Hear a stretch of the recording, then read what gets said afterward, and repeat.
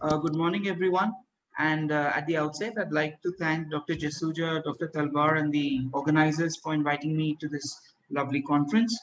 So, I've been tasked with speaking on the Checkmate 649 and Attraction 4 trials. As a background, the backbone of treatment in advanced gastric cancers is chemotherapy, and in HER2 positive cancers, you use trastuzumab with chemotherapy. In the immune space, pembrolizumab was found to be non-inferior to chemotherapy. It did prolong OS in patients with a CPS of greater than 10, but this was not tested statistically. Until these two trials, we knew that immuno plus chemo was not superior to chemo in advanced gastric cancers. With that background, let's jump into our trials. The first one was the Checkmate 649. This was essentially the North American and European trial with some centers from Asia as well. They randomized patients with advanced gastroesophageal or gastric adenocarcinomas to one of three arms: Nivo plus EP, Nivo plus Folfox or Capox, which was the chemotherapy backbone, and chemo alone, which is Folfox or Capox. The Nivo plus EP arm stopped accrual in 2018.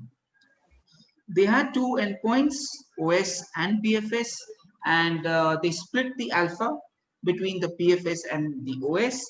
And interestingly, they tested for OS only in the entire study cohort, only if the primary endpoint for OS was achieved in patients who had a CPS of more than 5.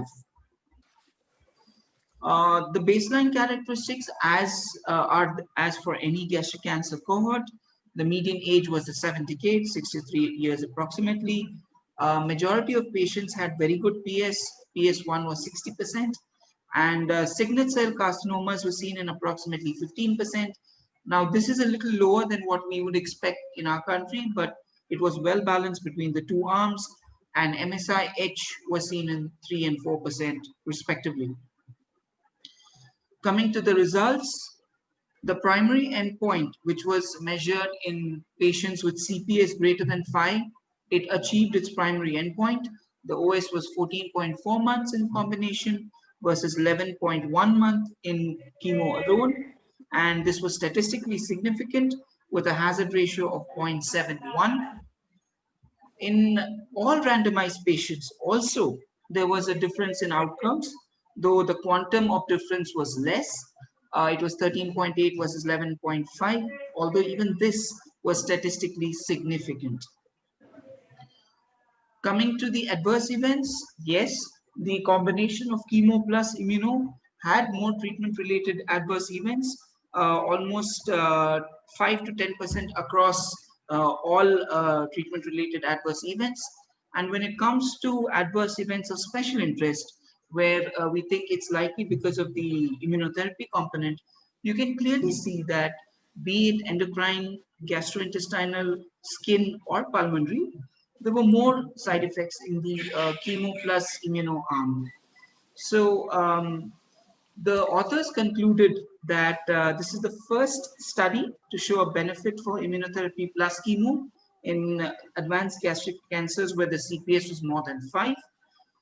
Irrespective of CPS, also they found a benefit in all subgroups. There were more treatment-related adverse events in the combination arm, but no new safety signals, and this should be considered as a potential standard of care in first-line treatment of advanced gastric cancers. Coming to the next study, which was the Asian study, this was Attraction 4. This was done in Japan, South Korea, and Taiwan. One of the major differences was that they used a backbone of S1 plus oxaliplatin or Capox as the chemotherapy backbone. And again, they did a 1:1 randomization. And that they had two endpoints, PFS and OS. The PFS endpoints had an alpha of 0.04, and they used an alpha for OS based on whether the PFS was significant or not. They also had an interim analysis in the study. The baseline characteristics, importantly, good patients, good PS patients, almost half of them had a PS of 0 and 1. And importantly, only 15% of patients had a PDL1 of more than 1%. So jumping into the conclusions, so one of their endpoints was PFS. The study clearly achieved its PFS endpoint. The median PFS with the combination was 10.5 months versus 8.3 for chemo alone. And the p-value was also significant. Hazard ratio was 0.7. But the other co-primary endpoint, overall survival, was not achieved. There was absolutely no difference in overall survival. Both arms showed an overall survival of 17.45 months. Importantly, it clearly showed that PDL1 alone was not a biomarker for suggestion of response to immuno. There was no correlation between a PDL1 expression of greater than 1% and response to chemo plus immuno. So likely PDL1 should not be used alone as a biomarker in advanced gastric cancers. Coming to the adverse events of special interest, again, as you can see, across these adverse events, be it endocrine, skin, or hepatic, these were more in the combination arm as compared to chemotherapy alone, and this is expected. So the authors concluded again that there was a benefit for immuno plus chemo versus chemo alone in all comers in terms of progression-free survival, though there was no difference in overall survival. We need a greater biomarker analysis, and this was accepted by the authors at ESMO, and they are doing the same. There was a difference in outcome between this study in terms of overall survival and the previous study, likely because more patients receive second-line treatment. The data is awaited. That said, this combination of SOX or CAPOX plus nivolumab will be a potential standard of care as a first-line treatment option. With that, I'd like to thank you for your kind attention. Thank you.